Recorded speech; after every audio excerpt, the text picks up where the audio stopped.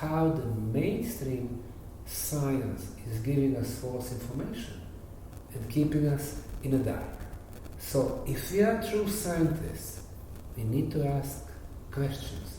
We need to look for the answers. And even if we don't find them, it doesn't mean that our search is over. On the contrary. So yes, there are many civilizations. So I would totally agree that civilizations like Lemuria and the others were people or intelligent beings that are much more spiritual and less physical. Well, it's becoming very clear to me that we have had several, actually rather great number of different civilizations on this planet. In some cases, we can talk about the episodes. For example, Easter Island in the middle of the Pacific Ocean, 4,000 kilometers away from Chile, 5,000 from Tahiti. On this island, small volcanic island in the middle of nowhere, you have those Maori, huge figures of humans, from the half body up. The biggest one is 175 tons. It's done beautifully. And when you listen to the guide over there, he's showing pieces of volcanic stone. They said, okay, they use this as a tool. You cannot use the same material to shape the same material. You have to have superior tools. And they never found it. So it was some type of the laser technology. Then you have stone spheres from volcanic stones. Obviously, those ancients, they knew the power of shape. The most powerful shapes, the pyramid, conical, and spherical. You put spheres above energy potent place, they amplify the energy. And then you can find megalithic walls on that small island. So it looks to me, somebody landed, spent some rather short period of time, did all the stonework, and left. They even have a writing, letters which is called Rongorongo. And all other islands around it, they have nothing. No stonework, no stone spheres, no letters, no communication, nothing. So for me it is some type of the episode. When it comes to Gobekli Tepe, at first it looked to me it was an episode also. But the amount of those megalithic circles, even though only 6 of them have been exposed, it seems that, and Dr. Schmidt told me, while he was alive 11 years ago, that there are probably 100 of them. And what they teach us in schools, like when people started with the agriculture, they have a lot of food, they have some extra values, that they could start building those megalithic structures. Really, agriculture officially has not started until 5,000 years back. So you go back to Tepe, it's 12 or 13,000 years. What are we talking about? The nomadic people, they had nothing else to do, so they started building huge temples, megaliths, circles, blocks, 10, 12, 6 tons in weight, perfectly shaped from extremely hard limestone material? Of course not. It was somebody else. And when they are saying big agricultural societies, civilizations, 50, 100,000 people, well, logically, maybe. But in the case of Gobekli Tepe, after 20 years of research, they have not found any residential areas. So instead of 100,000 people, we have hundreds of megalithic circles, some of them as big as Stonehenge, but no people. So who did it and why? Well, in that particular case, Gobekli Tepe, I was the only and the first foreigner who actually did some energy measurements showing it was not a temple, it was not for the burial site, it was also energy amplifier that would focus the energy. Stonehenge, the same thing. Avery stone circles, 3 big circles. The level of orgone energy, extremely high. What is the orgone energy? Very often it is referred as the life energy, or prana, or chi. And when we were here 5-6 years back, we also brought the number of instruments, measurements, and level of orgone energy on some places here in Damanhur was also extremely high. As a matter of fact, some places it works on a scale from 0 to 100. Some places were like 45 or 50%. And humans are from 45 to 100%. So they are literally alive. Everything is alive. If we start looking at different ways, everything has its own vibrations. Water, of course, but stone and mineral kingdom in general is alive. They don't teach us that in schools. And everything has its own energy properties. And again, when we were doing measurements here in Damanhur, it was December 22nd, of course during the procession, during the winter solstice, while your people were coming and chanting and doing your stuff, then we use a special camera to scan the energies. It is called PIP camera, developed by our late friend Dr. Harry Oldfield. We could see the change of the colors, and the energy fields formed the dome. And then the colors went to higher vibrating colors, meaning whatever you were doing, whatever thoughts you had, whatever processions you are showing there, it was affecting the energy field in a very positive way. So even though we cannot rely on our five physical senses, they are so limited, you still have some instruments that can measure. And if you can measure, you can scientifically prove. And finally, let me answer your question.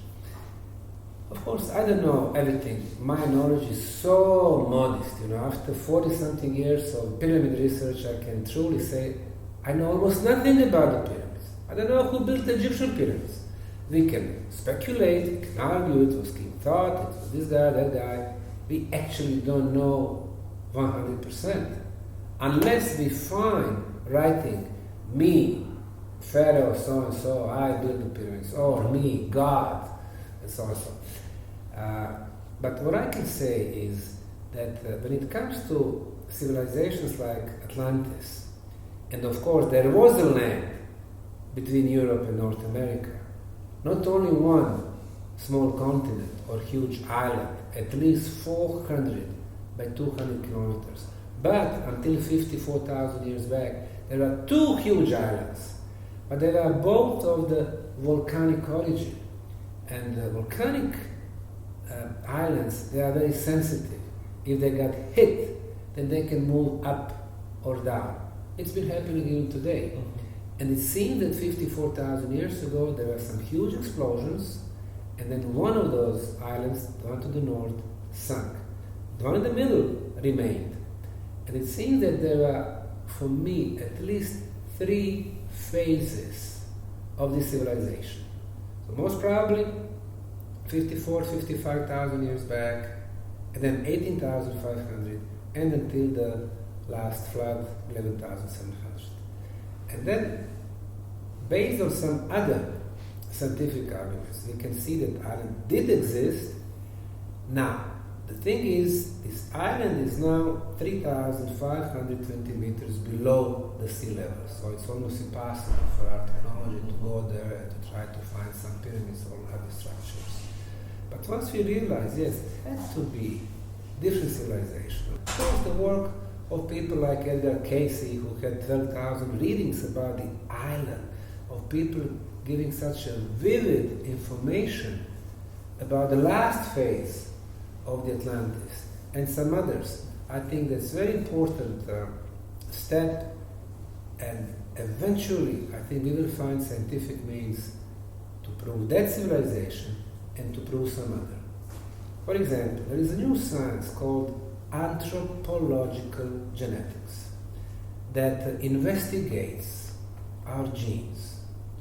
Back in 1990s, there were a number of independent institutes, and they were trying to do the research about the origin of every cultural oasis or every nation on the planet.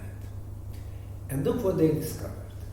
The same haplogroup was from people in western and northern Spain called Basques. And they are the oldest cultural oasis in Europe, 55,000 years.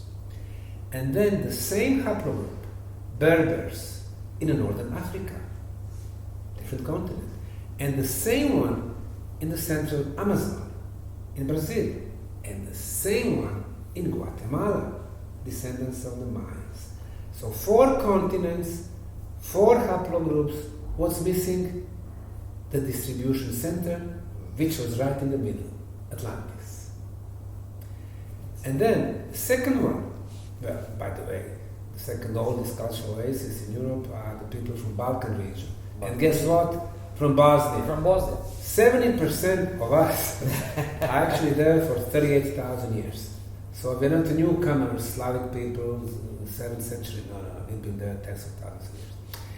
The next thing which really caught my attention, you know how they are telling us that people are going from Africa, then to Middle East, then to Europe, and then to the right to Ural, and then Siberia, and then through the Bering Strait to North America, coming down to Middle and South America. This is what they are telling us. And they said those movements was happening 10, 11,000 years ago, while still the ice was there, so there was ice bridge.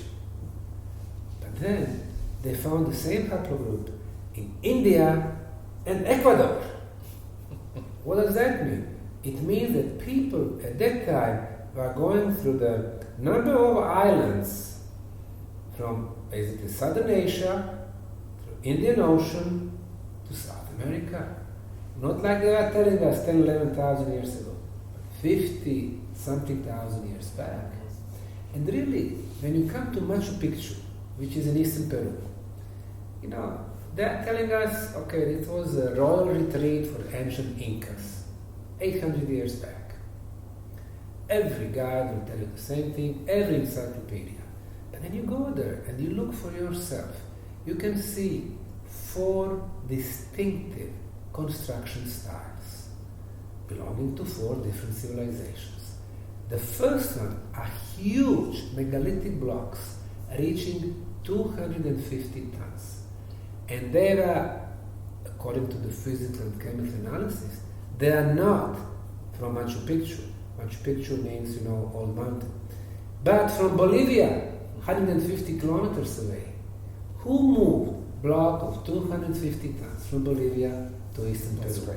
Even today, it would be almost impossible. It would be a logistic nightmare for our civilization because there are no roads. You know, when you go from Cusco, you go by train. You don't go by roads. So, 250 tons. And most of those big blocks, they are polygonal. Not 4 corners, 4 sides, but 6, 8, or 10. The second civilization, they were using smaller blocks, tens of tons, still huge. Again, polygonal. The third civilization, they were like ancient Romans, 500 kilos to 2 tons, 4-sided, regular, like you purchase them from the factory. And then thousands of years passed. The new civilization came, Incas. They rediscovered lost, forgotten city on the top of Peruvian Andes. And then what they did, they came with the small rocks, primitive rocks, and they separated those huge walls, building little chambers, putting the primitive roofs, and this is where they were bringing their royals. So, again, instead of the evolution, we have totally opposite process. It seems to me that the first civilization goes back to 50-something thousand years ago. And then the second one, and the third one, and the fourth one is actually the most primitive. And indeed, when the Spaniards came at the beginning of the 16th century, the first quarter of the 16th century, they were talking to Incas. They were talking, okay, in Cusco, who built these walls? Sacsayhuaman, who built those huge walls, those big blocks, who built Machu Picchu? They said, we don't know. Well, if they claim that they were built in the 15th century, there are still people living in the 16th century who were born, 20 or 40, 50 years before that. So you can see how the mainstream science is giving us false information and keeping us in the dark. So if we are true scientists, we need to ask questions. We need to look for the answers. And even if we don't find them, it doesn't mean that our search is over. On the contrary. So yes, there are many civilizations. So I would totally agree that civilizations like Lemuria and the others were people or intelligent beings that are much more spiritual and less physical. Because physical, we are really at the bottom right now of the development when it comes to our consciousness. Of course, technology is very high, but consciousness does not follow the technology. That's why we're going to have huge problems in the near future. But obviously, before it was different.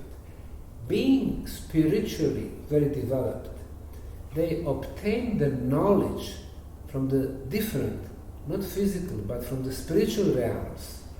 And they learned how to shape, without using diamond tools, how to transport, without using our transportation means, like cranes or forklifts, how to build, how to apply the elements of sacred geometry. They knew the power of quartz crystals to amplify the energy, to transform the energy. They knew all of that because they were getting much more advanced knowledge from different sources. And are some of those civilizations from out of this planet? Let's put it this way. There are several different aspects. They could be from out of this planet. They could be from the inner planet, from inside, and they could be from different dimensions, beings that we cannot see because they vibrate differently. Who are we to say that we are the only intelligent being in the universe, and that what we see, that's only that is? What we can see, and you know that, Grotto, is just those 7 colors: red, orange, yellow, green, blue, indigo, and violet. Of course, those 7 colors have been kidnapped today by LGBTIQ movement. But scientifically, this is what you can see. And this is 0.7% of the whole visible world. Yes, exactly. Cats or dogs who can see more. They can see orbs, they can see souls, they can see spirits, probably they can see some extraterrestrials. We cannot. Mm-hmm. But if we cannot, it doesn't mean that they don't exist. Exactly. With all this evidence, Semir, so in your opinion, which is going to be the smoking gun that finally will tell, look, whatever we know about history and the classical archaeology is being probably the biggest fake news that we've been all brought in? I meet fake news in history all the time. You go to the most southern point in Egypt, Nubian land, Abu Simbel, famous temple. They all assign this temple to Ramses II, maybe the most famous Egyptian pharaohs. They say it was built by him because you can see cartouche on the arm of 4 statues. But when you look closely, you can see that those 4 statues are actually showing 4 different people that are made in such a superior way, which during the Ramses II's time, which is 3,300 years back, was not possible. Why did he do that? He lost the war to Hittite as a young pharaoh, and then he ordered all his artists to go to every temple and put his cartouche so the future will remember him as the biggest builder ever. The fake news. Now, you ask me when the official science will finally starting to accept the real history. When we go back to 1967, Erich von Däniken, Chariots of Gods, that was so important because he said, hey, mainstream science is giving this explanation, and I'm doing another one. It doesn't matter if he was right or not with the aliens, because Däniken is excellent researcher, but he's not a scientist. But he started influencing the global consciousness. People are saying, hey, maybe this is not the truth, maybe this guy has it right, or maybe there is a third option. And finally, when we started finding places like Yonaguni monuments, these are archaeological sites on the bottom of the Pacific floor between Japan, Taiwan, and China. 13 underwater cities, up to 80 meters below the sea level. At one time, they were on the surface. When? During the Ice Age, because ice was keeping so much water. Somebody built huge structures in granite. You can see the stairs, you can see the marketplaces, you can see the temples. And then we have, of course, Adam's calendar in South Africa. We're going back tens of thousands, or like our friend Michael Tellinger is saying, maybe even 200,000 years. Stone circles in Zimbabwe, in Swaziland, in Namibia, in South Africa. Then we have Baalbek.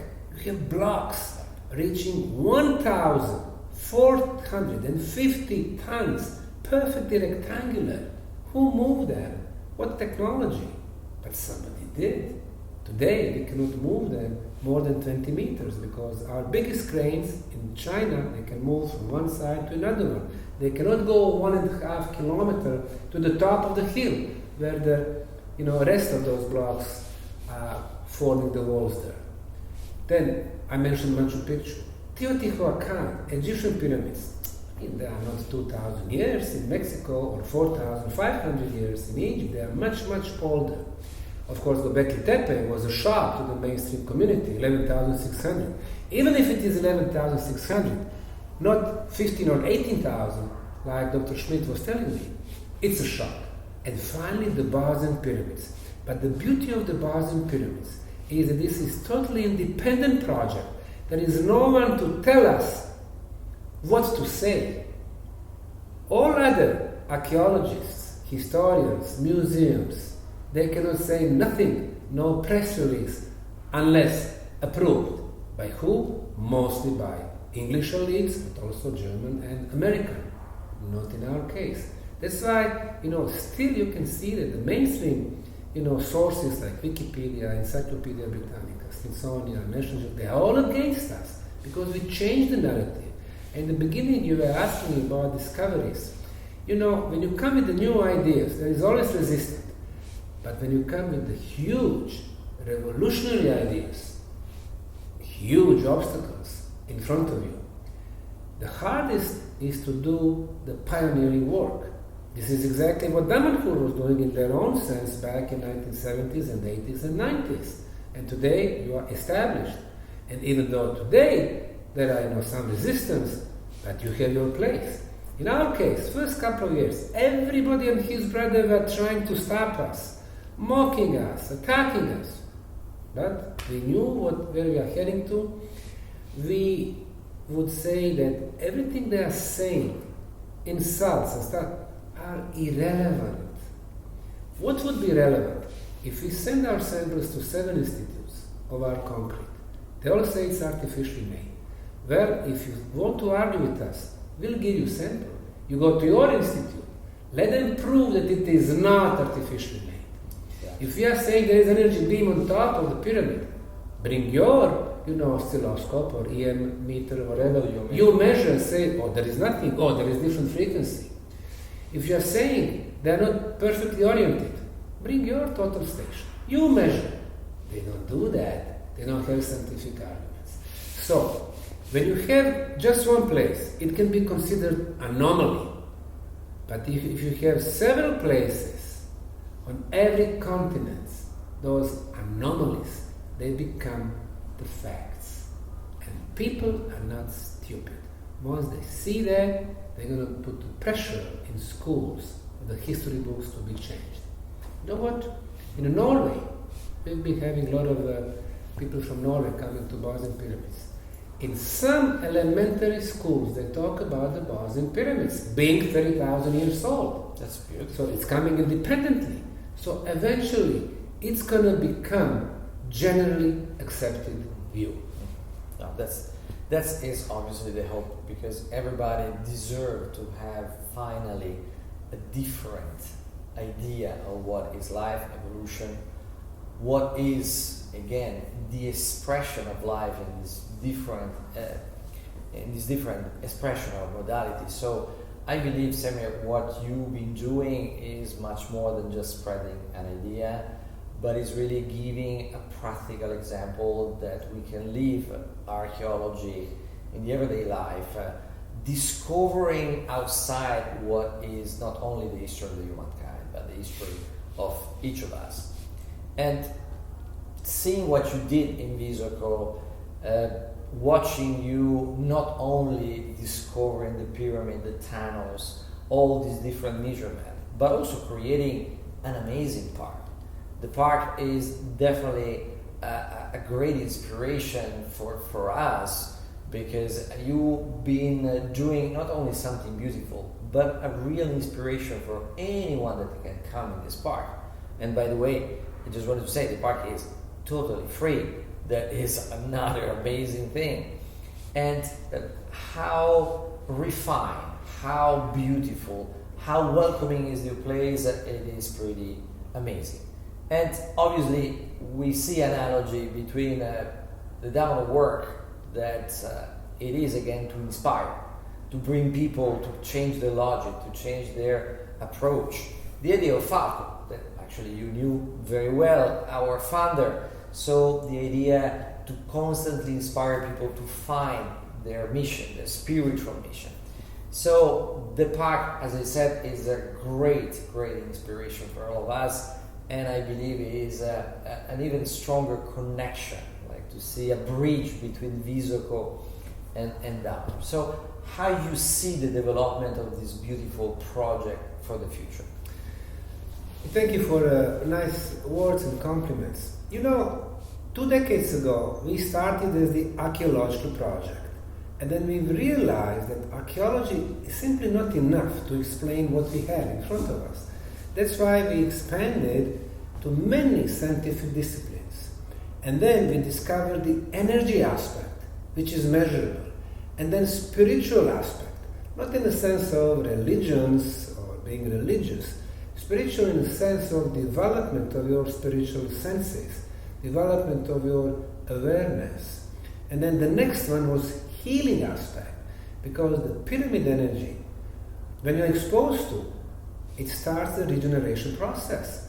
Your body cells, without any harmful radiations coming from the outside, from cosmic radiations, from natural radioactivity, from geopathogenic radiations, from signals from the cell phones or Wi-Fi and so on, some good energies, the highest concentration of beneficial negative ions in the world, they made this combination, and the tunnels are the safest and the healthiest place on the planet. So healing aspect. And then, like it was not enough, I spent all my US savings, I spent 25 years in Houston, Texas. I purchased almost 100,000 years of muddy, neglected, swampy land. And in a couple of years, with the excellent team of my associates and my workers, we transformed it into one of the most beautiful parks in Europe. It has become a cultural oasis of the region, sports oasis, artistic oasis, the place with the labyrinths of love, labyrinths of energy, labyrinths of purification, labyrinth of health, the time machine, 24 columns with 24 mysterious archaeological sites around the world. The sports complex, the tennis stadium was inaugurated with the best tennis player ever, Novak Djokovic, and we'll see if Sinner's going to match them in 10 or 15 years. And then we have beach volleyball and basketball and chess, and we have discovered 4 entrances to the tunnels in the area of the park. We have such beautiful installations which show some of the forgotten figures from our history, from Illyrian times, from medieval times, and so on. So we combine the art and the history. And with yoga, with meditations, with the concerts, and you are right, everything is for free in this park. Entrance is for free. If it was in Germany, it would be like 20 or 50 euros. Parking is for free. We spent a lot of money to build the parking spots. And all our concerts are for free. I mean, we are paying those superstars from Serbia, Croatia, Bosnia, 10,000 euros. You pay for sound, you pay for the speakers, for the lights, for security, for this and that. But we are giving it for free to the locals, to the community, to the guests. I've learned a couple of things. We are born free. This is our cosmic and divine right. And as soon as we are born, they are giving us vaccines, not asking us. They are telling us as we are growing, you cannot do this, you cannot do that. When we are becoming 18 or 21 years old, the law forbids this, for always limitations. I want to bring sense of freedom to people. That's why everything's for free there. And the second thing I learned, since I spent so many years, 25 years in the US, it's the civilization based on consumerism. Work, have a bigger salary, so you are able to get a bigger loan, and then you can buy a bigger house, and bigger car, and bigger this, and bigger... So always pressure, buy. And then what? You're getting to 60s, 70s, and 80s, you turn around, what have I achieved? Have I been really happy? Have I been fulfilled? Of course not. What I learned is, when you give, when you share, when you serve the community, then it gives you this sense of fulfillment and satisfaction. And when you were there, you saw, we walked the park, people are coming to me from different countries, from Germany, from Norway, from Bulgaria, from Croatia. And they are telling me, they are not telling me, oh, you did a good job here. They are telling me, thank you for doing this for humanity. Because they recognize that places like this are the future. And when we see they are telling us, what are the new Western values? Transhumanism, upgraded human with biochip under the skin, food trash, or GMO food as they call it, pedophiles being legalized, digital money, 24 hours controlled and manipulated. We are saying no. The future of humanity or one of the futures, is the concept that we are building, the free man. Harmony among us, not the social distance. The true meaning of social distance is every man is your potential enemy. You're saying no. Harmony. We need to shake our hands. We need to hug each other. We need to kiss each other. This is our true, social purpose. So harmony among us and harmony with the nature. And obviously, us and you guys over here work on the common goal, and that will at the end produce the rise, the lift of the global consciousness. That's beautiful, and it looks really a program for the future of the humankind. And it's been a pleasure and an honor to bring one of our Stone Spiral, build together with you and your team and your people over there on Stone Spiral as a sign of connection between the Bosnian Pyramid and Damanhur, and the idea for us then to bring groups and people that after discovering Damanhur they can discover another practical experience, because I believe that people, they need practical example. They just don't need to have nice concept, nice idea, but to see that it's possible to live different, that it's possible still to create beautiful places, where it's possible to inspire others despite their religion, their color of the skin, or their culture. And as I said before, you are doing in a country that is being crossed by a lot of very challenging, difficult moments and a lot of suffering. So you create a small paradise, at least for everyone that is a free thinker, as you are, as we are, and as I'm sure everyone is watching us is as well. There are people that are making it happen. So thank you, Semir. Thank you for everything you're doing, to you, to your partner Sabina, to your team. It is a great inspiration to see what you're doing in this part of the world. Thanks a lot. So for the next time. Thank you. Conte.